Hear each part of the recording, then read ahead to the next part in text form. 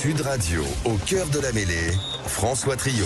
Au cœur de la mêlée, l'émission du samedi soir, après le multiplex, avant le match du soir, l'affiche Toulouse Racing que l'on vivra en direct en intégralité. Retour donc sur ce multiplex un petit peu fou.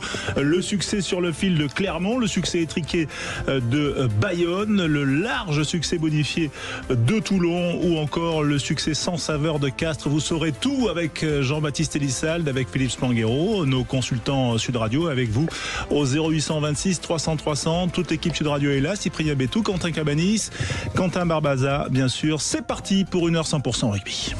Sud Radio, au cœur de la mêlée.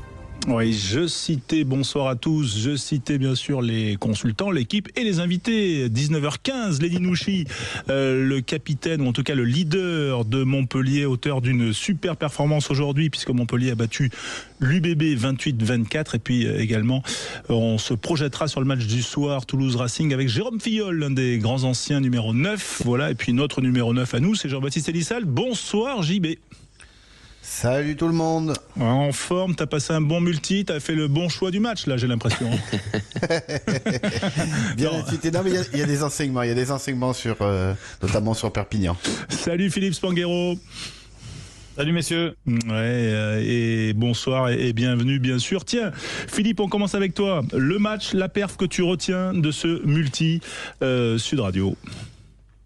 C'est le Clermont Stade Français par rapport au niveau de jeu et puis à l'incertitude, à cette capacité de Clermont à renverser ce match en toute fin de rencontre, qui les maintiennent dans le haut du tableau avec un caractère collectif. Honnêtement, j'y croyais pas à ce retour de Clermont en fin de match. Tu veux dire, toi, t'aurais pris la pénalité et pour oui, on va dire essayer de tenter le match nul. Bon, 45 mètres n'était pas facile, mais c'est vrai que c'est une preuve de caractère quand même de Clermont. Ça peut compter ça dans la saison. Ah, certainement, ça fait partie de ces matchs fondateurs dans le caractère collectif, parce que en effet, il y a ce fait de jeu. Ils auraient pu jouer le match nul parce qu'on les a sentis quand même assez fébriles, incapables de convertir leur temps fort en deuxième période, à part par le pied de Plumeur. Mais on a vu le Stade Français quand même prendre l'ascendant en deuxième mi-temps de façon assez nette au fil de la deuxième période. Et puis il y a cette pénale touche, très bon ballon porté. Et éventuellement, on peut rediscuter d'une erreur d'arbitrage potentiel. Moi, je crois aussi qu'il n'y a pas en avant sur ce fait de jeu.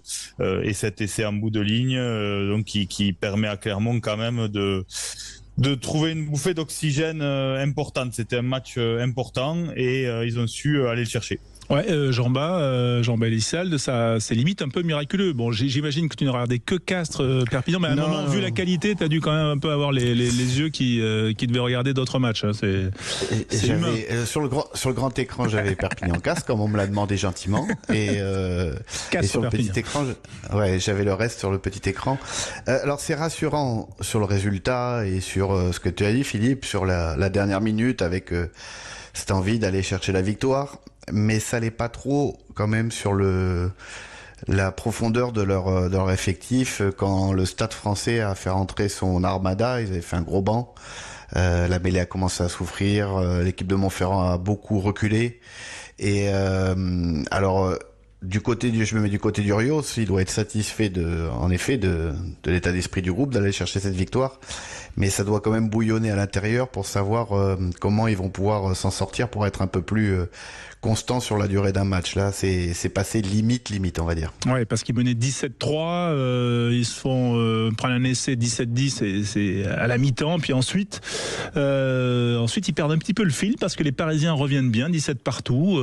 Il y a 23-17 et notamment 3 pénalités après de Plumeur qui font qu'on a l'impression que Clermont va s'en sortir. Et puis finalement, 2 essais parisiens, notamment 2 essais de Barré, 32 à 29 à ce moment-là, avec quand même un magnifique deuxième essai, hein, Cyprien, qui suivait le match pour nous, ouais, de Léo Barré. Mais ça n'a pas suffi. Il y a eu cet essai aussi, non moins. Il y avait en avant ou pas alors de Rob Simmons ou de Tolofua? L'arbitre a dit que non, donc. Ah oui, on respecte toujours ce qu'a dit l'arbitre. Donc non, il n'y a pas de doute. En tout cas, justement, Philippe, comment le Stade Français peut se relever de ça? Parce que c'est vrai que quand on regardait le match, il y avait écrit 80, et quelques secondes. À ce moment-là, il y avait 32-29 quand même pour le Stade Français. Et au final, ils perdent le match. Ouais, ils perdent le match, mais ils peuvent s'en relever. De toute façon, c'est dans ce genre de match aussi qu'on se construit, qu'on apprend.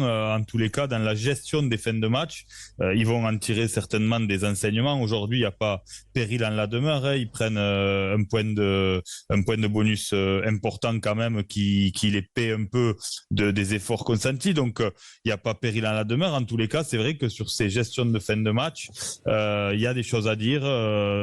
D'être capable d'être repris comme ça après le temps réglementaire, c'est toujours un peu rageant, mais on a vu un caractère collectif quand même du Stade français, notamment sur l'animation, enfin la défense collective que j'ai trouvé quand même très bien en place, une équipe disciplinée, donc il y a quand même du positif à retenir pour ce Stade français, mais comme le disait Jamba, quand tu prends l'ascendant comme ça en deuxième mi-temps au moment du coaching, tu peux pas laisser passer ce genre de match. Aujourd'hui, ils sont quand même encore 4e. C'est sûr qu'en ayant pris les points d'une victoire ce soir, ils revenaient chercher le Stade Toulousain et Toulon aux premières places, mais ils restent bien accrochés à ce top 6. Oui, effectivement. Jean-Baptiste, comment tu gères, toi, en tant que coach, une situation comme ça là? T'es Paul Gustard ce soir, qu'est-ce que tu dis à ton équipe, d'abord dans le vestiaire et ensuite pour tirer les conséquences de cette défaite cruelle? Déjà, parler à chaud, c'est pas forcément la bonne chose. Je pense il doit y avoir beaucoup de frustration, chez l'entraîneur. Mais je pense tu sors avec beaucoup plus de certitude que le camp d'en face. Ils ont la certitude d'avoir une bonne conquête. Ils ont la certitude et de l'exporter à l'extérieur. Ils ont la certitude d'avoir fait un bon coaching. Ils ont la certitude d'avoir marqué de beaux essais et d'avoir l'équipe qui défend le mieux dans le 1 contre 1. Je crois que c'est l'équipe qui a le plus gros taux de réussite au plaquage du championnat.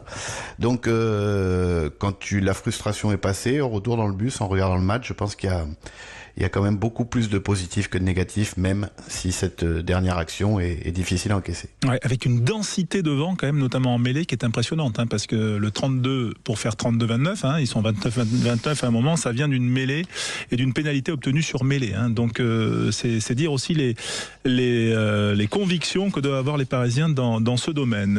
Est-ce qu'il y a des résultats là qui vous a déçu ce soir, Jean-Baptiste, sur dans ce multi, les 4 matchs que vous avez vus? Est-ce qu'il y a quelque chose qui vous a marqué dans le sens négatif du terme?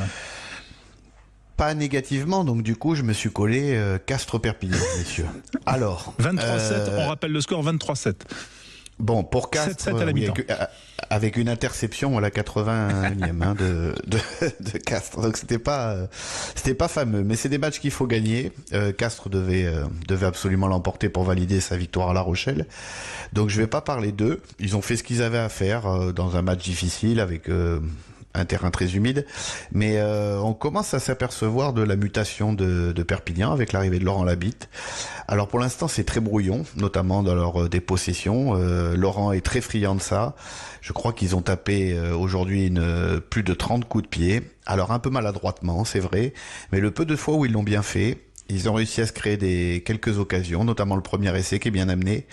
C'est encore trop faible en conquête. Trop moyen, on va dire, pas faible mais trop moyen, et encore trop moyen dans la discipline. C'est-à-dire que pour que Perpignan arrive à s'en sortir, et la chance qu'ils ont, c'est qu'il y a toujours que 6 points d'avance pour Montauban, et ils vont s'en sortir, c'est qu'il faut qu'ils arrivent à maîtriser cette dépossession de ce que veut Laurent. Alors il faut accepter le déchet au début, et surtout être beaucoup plus discipliné. Tu peux pas te saborder comme ça. Le peu de fois où ils ont réussi à bien taper et à finir dans le camp de Castres, ils ont toujours pris une pénalité qui malheureusement les a tués sur la longueur. Et Philippe, sur ta déception, tu partages la même que Jean-Baptiste? Je voulais parler du Bayonne-Loup, mais juste pour rebondir, c'est vrai quand même, je me faisais la remarque en regardant ce match, je repensais aussi à la sortie de Perpignan à Pau, où il se paie pas avec un match quand même sérieux, à une très bonne mi-temps au Loup avant d'exploser. J'ai l'impression quand même, quand on regarde vraiment ce qui se passe sur le terrain, que cette équipe de Perpignan, ce qu'elle est capable de faire à l'extérieur, même si pour l'instant elle se paie pas avec des points, Montauban en est incapable, et c'est pas leur faire offense. On sait qu'ils ont des problèmes d'effectifs, collectif, qu'ils sont obligés de gérer les matchs pour se focaliser sur beaucoup plus les matchs à domicile. Mais voilà, on se dit que Perpignan, quand même, en voyant un match comme ça, malgré les scories, malgré l'indiscipline, est pas à sa place là, parce que il y a quand même une densité. On a vu l'importance aussi du retour de joueurs cadres, Oviedo, Jamie Ritchie aujourd'hui dans l'expérience et puis peut-être la sérénité qu'ils amènent dans ce groupe. Voilà, en effet, il y a beaucoup de pression, mais on sent que ça travaille et que le visage collectif du côté de l'USAP il change. Voilà. Ouais, je me permets, je m'intercale. 10 pénalités concédées par Perpignan aujourd'hui, 4 par Castres dans ce match. Donc c'est vrai que la discipline, même si 10 c'est plutôt correct côté catalan. Ouais, en fait c'est pas tant le nombre, François, c'est surtout où elles interviennent. Un tel effort.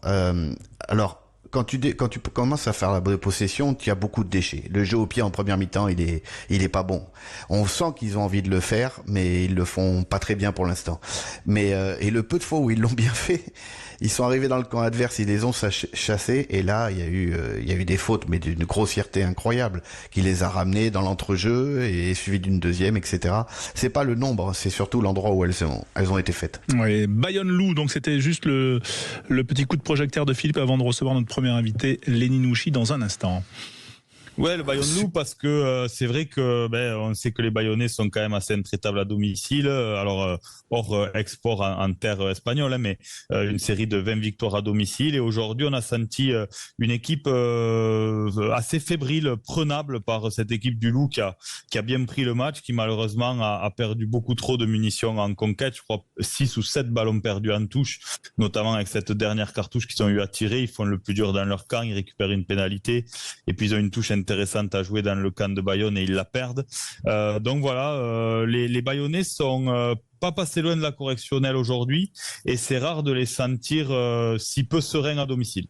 Ouais, c'est vrai, même si, selon le supporter Théo qu'on avait tout à l'heure, pour lui, ce ne sont pas les turbulences extrasportives qui viennent interférer sur la performance du terrain. Bon. Allez, on se retrouve dans un instant sur Sud Radio au cœur de la mêlée. Notre premier invité, on va revenir sur la victoire de Montpellier face à l'UBB. Lenny Nouchi sera avec nous, à tout de suite. Qui revient sur toute l'actualité rugby de ce samedi bien sûr et du week-end. On se projettera notamment sur le Toulouse Racing dans un instant. Mais revenons quand même sur la victoire de Montpellier face à l'UBB 28-24. Match de bonne qualité avec notamment la performance de Lenny Nouchi. Jean-Baptiste Elissalde et Philippe Spanghero sont avec nous pour en parler. Toute l'équipe Sud Radio également. Cyprien Bétou, Quentin Cabanis et bien sûr Lenny Nouchi qui est avec nous. Troisième ligne de Montpellier, auteur aujourd'hui d'un doublé. Bonsoir Lenny, merci d'être avec nous en direct sur Sud Radio. Bonsoir tout le monde. J'imagine qu'il y a du sourire ce soir à Montpellier parce que ça a été, on va dire, un match rondement mené d'entrée, mais il y a eu des sensations fortes, notamment en deuxième période. Oui, on a vécu des sensations fortes. On a réussi à prendre le match comme il fallait en première mi-temps. Et après, c'est sûr que la deuxième mi-temps, ils ont réussi à revenir un peu au score et même passer devant. Donc, on a su faire preuve de caractère pour gagner ce match. Donc, c'est vraiment plaisant pour le club. On est toute l'équipe Sud Radio, bien sûr, autour de ce micro pour être avec toi, Lenny. Et il y a un certain Jean-Baptiste Elissalde. J'imagine que vous connaissez un petit peu. Jean-Baptiste. Oui, Lenny, bonjour. Félicitations pour votre match. Merci beaucoup. Félicitations pour tes 2 essais, ça reste anecdotique. Mais félicitations surtout pour ce que tu y as mis parce que tu as avancé à chaque ballon. Tu es bluffant. Félicitations pour tout ça. Merci beaucoup. Le fait d'être capitaine et puis le fait de le montrer. Donc ça c'est important. Ouais, c'était le match, je pense, qui se rapprochait le plus du très haut niveau. Je crois qu'on doit être pas loin des 40 minutes de temps de jeu effectif, de ball in play comme on dit en anglais. Ouais. C'est-à-dire que le ballon vit. Il y a eu les Montpelliérains ont été très très réalistes. Je crois qu'ils sont à 7 points par entrée dans les 22, alors que Bordeaux est à 2,3 points, il me semble. C'est là que s'est fait la différence. Et surtout, sur votre compte en touche, c'est ça, Lenny, vous en avez récupéré 6 ou 7, il me semble. Oui, c'est ça. 6, je crois. Oui, c'est ça. Jabba, il a un peu tout dit. On on savait qu'on affrontait une grosse équipe, une équipe championne d'Europe en titre. Donc forcément, il fallait répondre présent. On avait gagné la semaine dernière contre Perpignan. On savait que ça allait pas être la même équipe, les mêmes ambitions de jeu. Donc forcément, on a essayé de se préparer pour ça. Après, on a eu un peu de chance que Bordeaux fasse un peu de faute de main. Bon, j'espère que c'est dû à notre défense. Mais forcément, je pense qu'on a mis un peu tous les ingrédients qu'il fallait pour essayer de remporter ce match. Et aujourd'hui, ça a payé. Donc, je pense que tout le club et toute l'équipe est vraiment satisfait de cette performance parce qu'on arrive à enchaîner 2 victoires d'affilée. C'était pas arrivé depuis le début de saison. On faisait un peu des performances en dents de scie, comme je l'ai dit depuis le début de saison. Et aujourd'hui, on arrive à performer 2 week-ends d'affilée face à une équipe championne d'Europe en titre qui avait mis, je pense, tous leurs meilleurs joueurs sur le terrain. Et forcément, aujourd'hui, ça paye. Donc, on est forcément très, très content de la performance de l'équipe. Ouais, Philippe Swanguero avec les Inouchi, qui, je le rappelle, a fêté ses 22 ans il y a 3-4 jours, hein, Lenny, c'est ça? Ouais, c'est ça, le 24 novembre. Ouais. Bon, mais c'est pas mal comme cadeau aujourd'hui. C'est incroyable, bonsoir Lenny, et félicitations. Ouais, je regardais ça tout à l'heure sur ton âge précis parce que je trouve incroyable cette maturité, surtout à un poste. On sait que devant c'est toujours un peu plus compliqué, aussi jeune, mais là ça fait quand même 2 saisons que tu es un des leaders importants de cette équipe. T'as pris le leadership très tôt et peut-être que Montpellier en a manqué à une période quand vous étiez dans le dur. Alors bon, bien sûr il y a tes performances individuelles, mais collectivement, donc on l'a dit aujourd'hui, c'est vrai que en plus l'UBB avait vraiment besoin de se rassurer après une contre-performance à domicile. Vous avez pris le match par le bon bout parce que moi j'attendais une grosse entame de l'UBB. Finalement c'est plutôt en deuxième mi-temps qui a eu la réaction. Mais au-delà de ça, collectivement, c'est une saison un peu vous vivez après une saison de transition l'année dernière.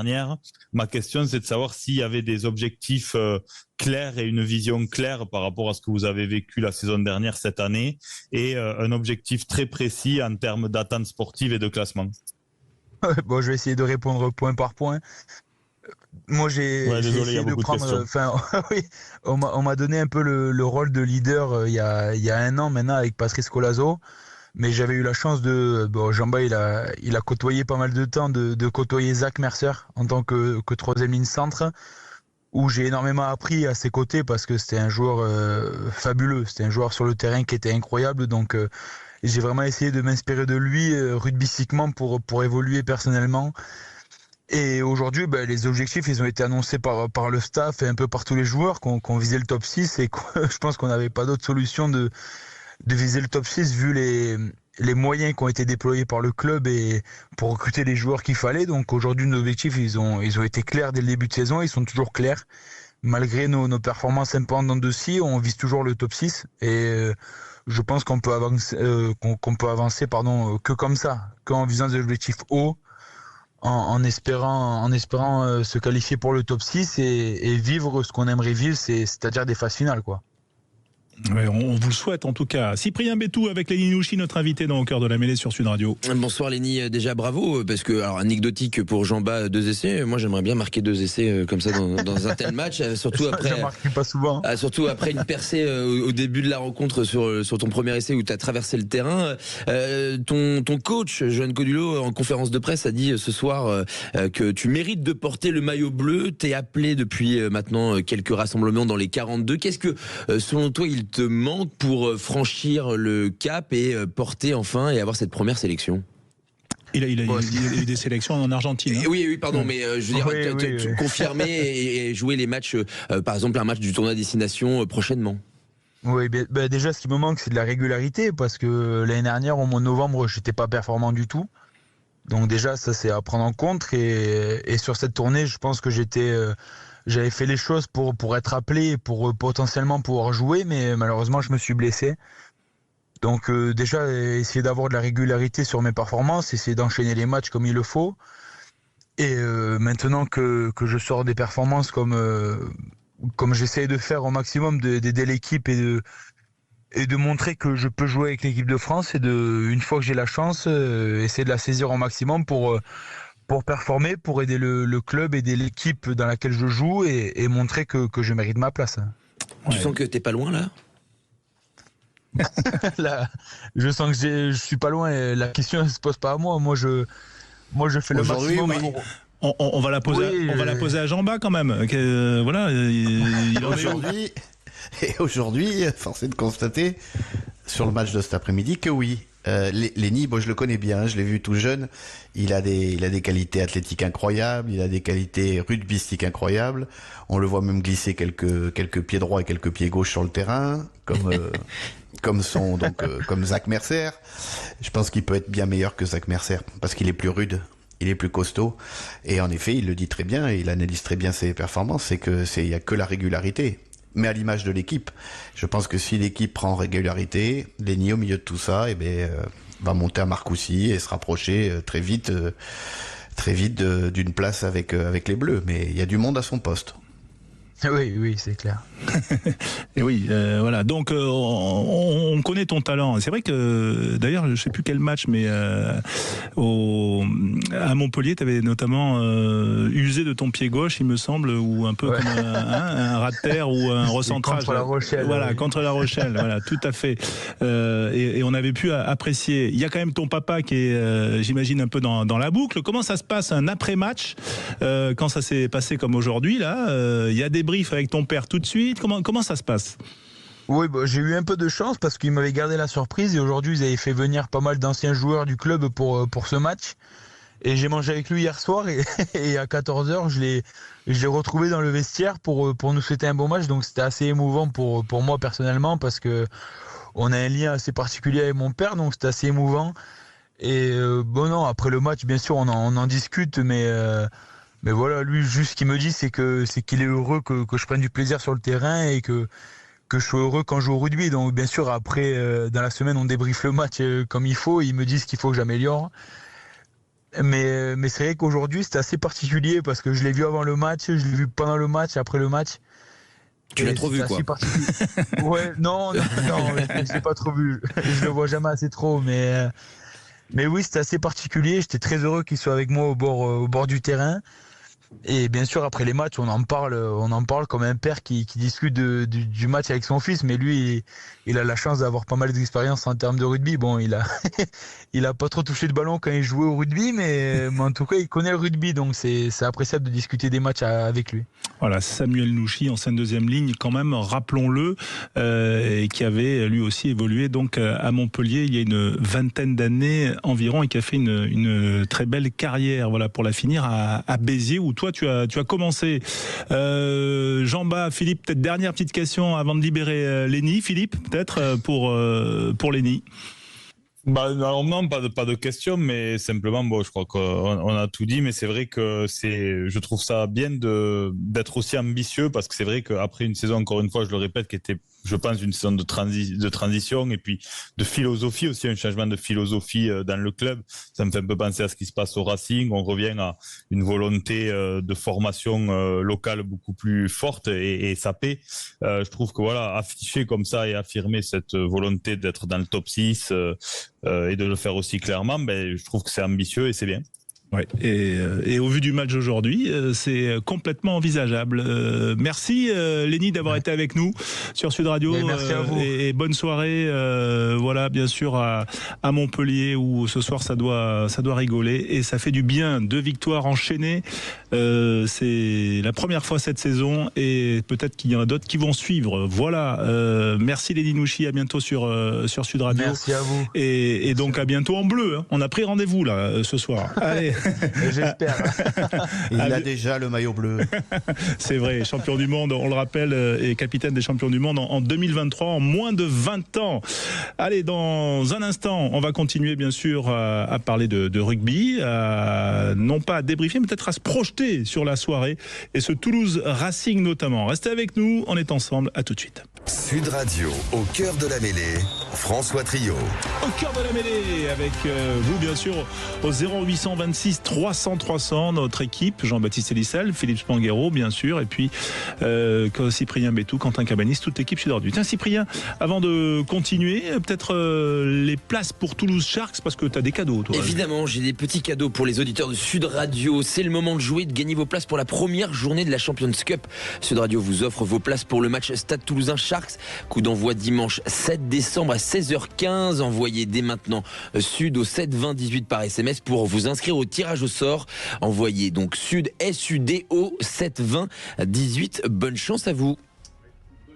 Et bien sûr Jean-Baptiste peut jouer, hein, bien évidemment c'est ouvert à tout le monde. Jean-Baptiste Elissal, justement la Champions Cup qui arrive là après ces 2 journées, dont celle-là qui était on va appeler ça un faux doublon parce qu'il y a des internationaux qui ont joué mais d'autres qui sont laissés au repos. Comment la gérer quand on est entraîneur, notamment d'une grosse cylindrée? Là on a vu que par exemple Bordeaux avait mis sa grosse équipe, là on est en répétition ou encore on essaye quand même de gérer la fraîcheur de son effectif?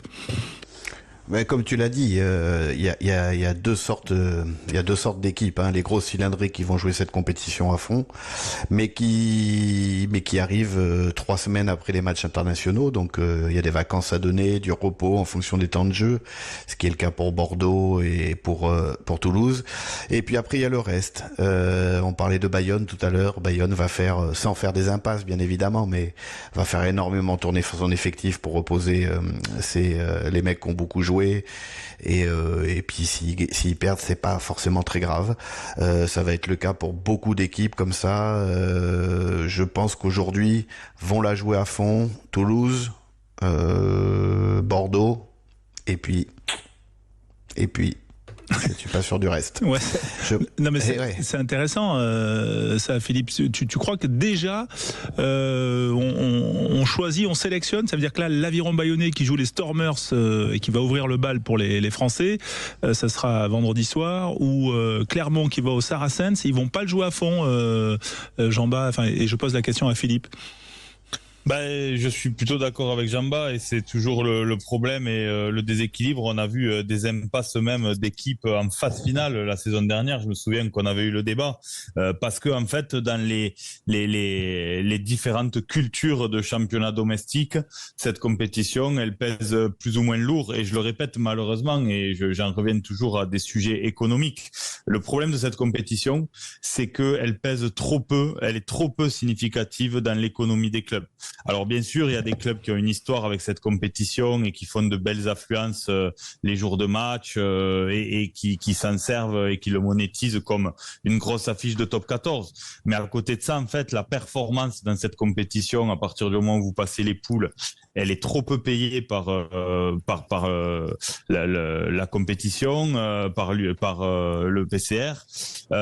Et donc, en fait, financièrement, quand on sait déjà que c'est très dur de gérer une saison et le turnover de son effectif, la profondeur de banc, parce qu'il y a beaucoup d'équipes qui en manquent, vous avez des choix à faire. Et donc, forcément, c'est cette compétition qui en pâtit souvent. Donc, le risque, c'est de faire perdre de la valeur à ce produit-là. Et il y a trop peu d'équipes aujourd'hui en France qui ont la profondeur de banc pour pouvoir là jouer. Je rajouterais peut-être quand même Toulon qui a une histoire un peu particulière avec cette compétition, qui est quand même... Exact, Toulon va la jouer. Je pense que Toulon va la jouer aussi. Mais voilà, Toulouse, l'UBB, Toulon, et a priori, pour moi, les autres vont pas prendre de risques et risquer de laisser trop d'énergie au détriment du top 14. Quoi. Voilà, et quand on voit la compo des Toulousains ce soir qui reçoivent le Racing avec Aïnou, Cramon, Merclair, Brennan associé à Meafou, Banos, Castro Ferreira, Elias, Paul Graou, Romain Tamac, Mathis Lebel, Pita Aki pour sa dernière, Kelvin Gourgue et Ange Capozzo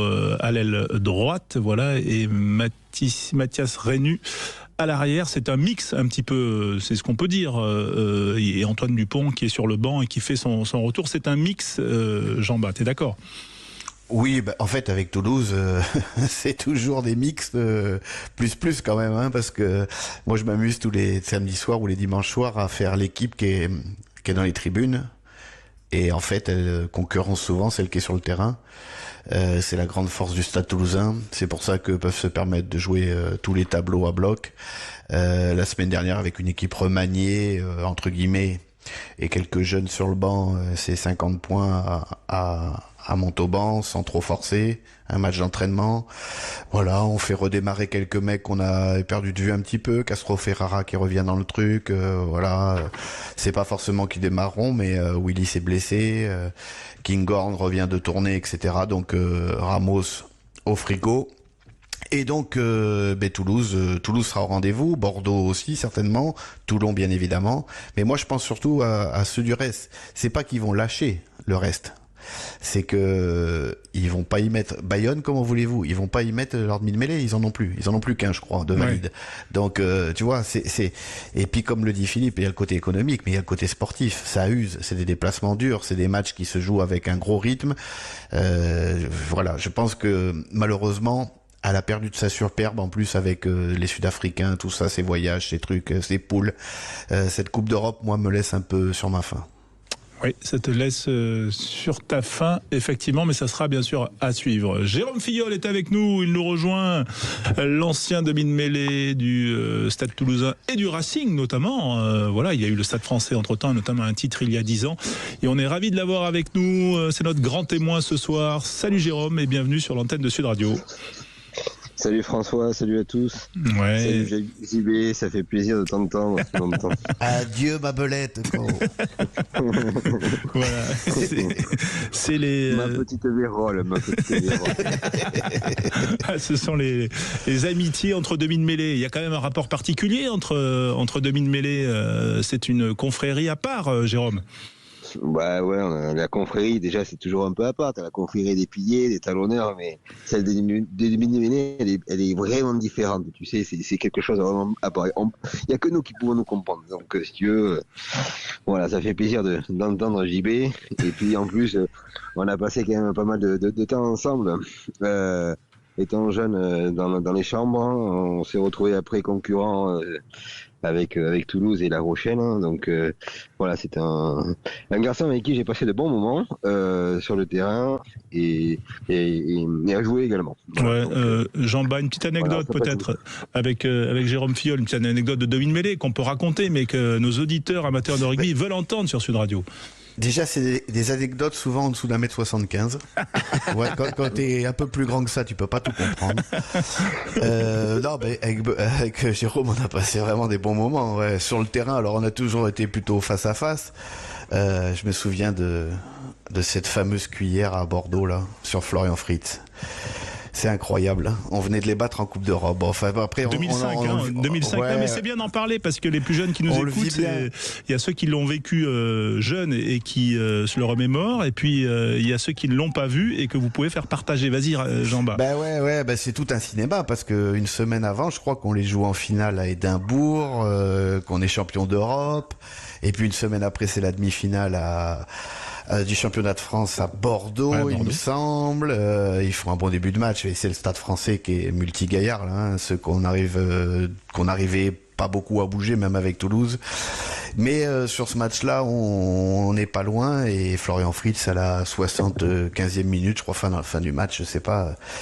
Au lieu d'aller tout droit, je sais pas, il veut repiquer vers les poteaux, il fait une percée et là t'as ma belette quoi, sortie des diables Vauvert qui arrive en travers quoi, et il lui fait une cuillère mon pauvre, l'autre il s'est aplati, le pauvre Florian. Et c'est le Stade Français qui y passe quoi, donc ouais. Et il y a laissé le ballon en plus, voilà. Ah oui, tout a explosé. Il se voit déjà entre les poteaux, mais c'était sans compter les ratons laveurs là, les belettes, tous ces animaux fouisseurs d'un mètre 75 et moins, qui arrivent toujours à rattraper des coups improbables. Voilà, donc ça restera le souvenir de Jérôme sur le terrain. En dehors, on se taira, on a fait quelques conneries. Mais Jérôme Filleul, c'est vrai que cette cuillère, c'est rare une cuillère, mais une cuillère aussi efficace, il y en a peu qui restent comme ça dans les mémoires, et elle a marqué les gens. Hein. Ouais, elle a marqué. Alors, effectivement, ça a été un mauvais souvenir pour les Toulousains, et Dieu sait si j'avais beaucoup d'amis à Toulouse, parce que j'ai quand même pas mal passé d'années à Toulouse, et j'étais un petit peu l'ennemi des Toulousains. Mais bon, il me le rappelle maintenant avec sympathie. Mais c'est vrai que c'est un geste qu'on ne voyait plus, qu'on ne faisait plus, mais que moi je faisais quand j'étais petit, parce que effectivement nous petite taille, et parfois les gros gaillards arrivaient, on les laissait passer, et puis on faisait la cuillère pour les faire tomber. Donc voilà, on usait de nos moyens, de nos petits moyens parfois. Et puis ce geste, effectivement, il est ressorti vraiment, je sais pas comment. Et il est arrivé sur Florian. que je salue parce que c'est un gars que j'aime beaucoup et c'est tombé sur lui. J'aurais préféré que ça tombe sur quelqu'un que j'apprécie moins sur le terrain. Sur Jean-Baptiste. Mais quoi. écoute, non, Jean-Baptiste, il aurait fait un coup de passe-passe pour éviter la main, j'en sais rien, tu sais. Ah mais non, mais le drapeau de touche, là, il fallait aller sur le drapeau de touche, surtout pas revenir au milieu, quoi. Enfin, putain, mais non, mais c'est Cédric Emmans qui lui fait la passe à l'intérieur. Et donc, comme il n'avait plus les cannes pour faire le cadrage des bords, il était obligé de faire la passe intérieure. Il joue bien, mais il revient sur l'intérieur. Donc c'est pour ça que Florian Fritz revient sur l'intérieur. Et donc ça me facilite moi ma course de repli. Voilà, pour tout te dire. Le fameux doublé de Guinoves aux oubliettes encore. Mon Dieu. Ouais, mais attends, tu sais quoi, cette année, vous nous battez effectivement en finale de Coupe d'Europe à Édimbourg, prolongation, et on vous bat en demi-finale. Bon, ok, mais au final, on perd contre Biarritz en finale aux prolongations. Donc on fait une année blanche. Une année blanche malgré deux finales. Philippe Spanghero, voilà, j'imagine qu'aussi, Jérôme, il y a peut-être pas que ça qu'on retient, mais c'est vrai que ce geste-là a marqué. Toi, t'étais où? Tu l'avais vécu où, cette cuillère de... J'étais au match. Ouais, c'était l'époque de cette rivalité entre le Stade et le Stade Français qui était exceptionnelle. Je me souviens d'un match à Ernest Vallon qui avait été très compliqué pour les Toulousains jusqu'à une percée de Florian Fritz là qui zigzague dans son camp pour aller marquer un coin à la poursuite avec Domi. Je me souviens d'un match au Stade de France où Julien Arias fait un chichak sur 2 mètres à Cédric Emmans au Parc des Princes. Et humilie un peu Cédric. Et au match retour à Ernest Vallon, je me souviens du duel où Cédric prend Julien Arias à son tour et lui fait comme ça, tu sais, pour savoir s'il se souvenait bien de ce qui s'était passé avant à Paris. Il y avait quand même des duels à tous les postes. Là, c'était quand même incroyable cette époque. Ouais, c'était incroyable. Bon, dans un instant, on doit faire une petite pause, non, Quentin?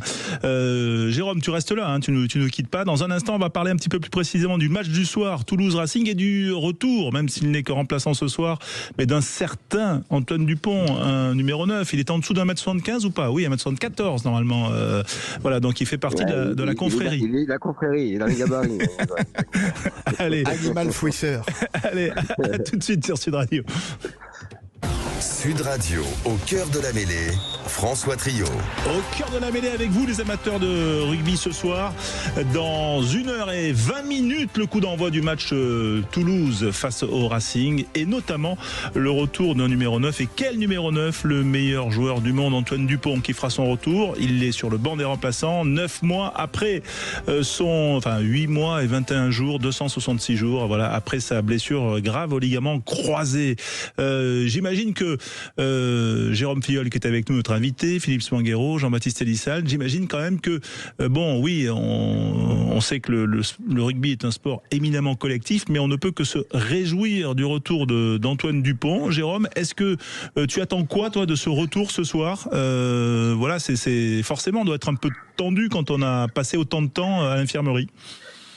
Oui, c'est tendu avec pas mal d'appréhension, même si il s'est extrêmement bien préparé. Excité aussi de la reprise du terrain, voir comment son genou, dans la réalité sur un match, retrouver les repères. Bon, après, ses talents, il les a en lui, donc il va vite les retrouver, mais c'est cette appréhension quand même de revoir un petit peu le jeu, le terrain, le public, les joueurs, les contacts. Donc tout ça, c'est des moments qui sont un peu particuliers quand vous passez tant de temps en dehors des terrains. Mais bon, il a déjà vécu ce moment, donc c'est pas une première pour lui parce qu'il s'est déjà blessé au même genou. Au même genou. Donc voilà. Donc je pense qu'il a déjà cette expérience-là, mais malgré tout, on est tous passés par des difficultés, des blessures comme ça. On a quand même ce moment d'appréhension, et je pense qu'après, dès que les premiers contacts et la sécurité que le genou est en pleine capacité de ses moyens, il va vite retrouver sa fulgurance, ses qualités et sa différence par rapport aux autres, et amener encore plus sur le terrain. Allez, Jean-Baptiste, voilà, je ne sais pas si tu as vécu des absences aussi longues. Forcément, tu as eu des blessures, c'est sûr, mais voilà. Est-ce que Antoine Dupont, qui était revenu du premier genou moi j'avais eu l'impression plus fort qu'avant. Est-ce que c'est possible qu'il ait encore progressé en ayant travaillé pendant près de 266 jours ? Je pense que déjà, s'il est aussi fort, c'est pas mal.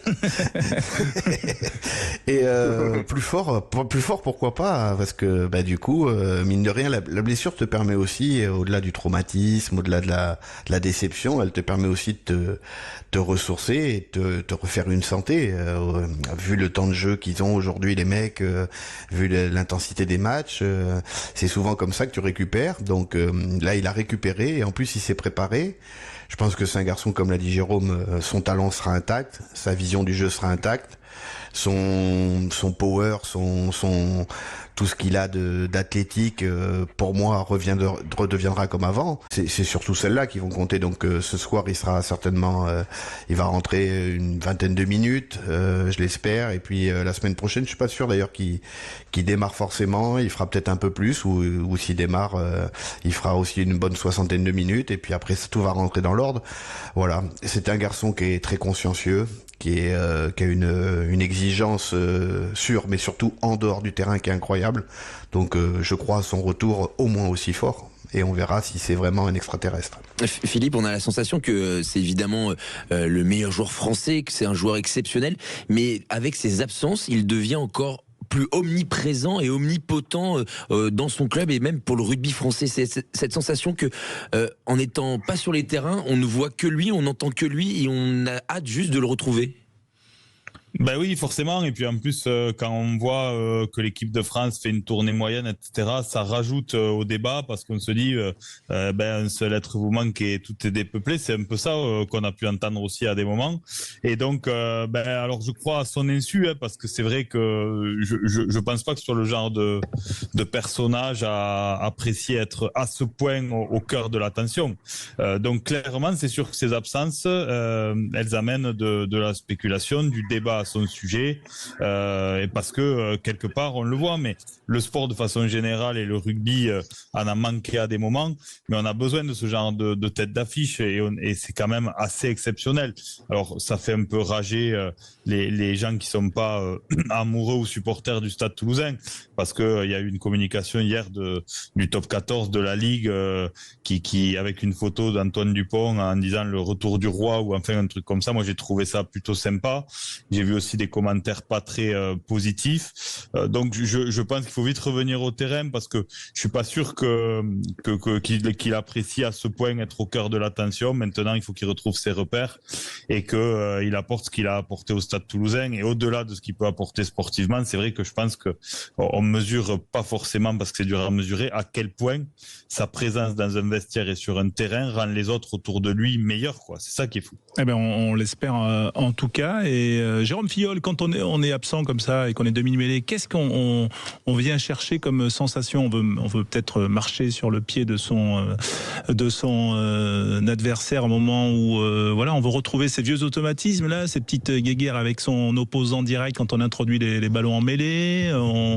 C'est quoi qui rend le plus impatient ?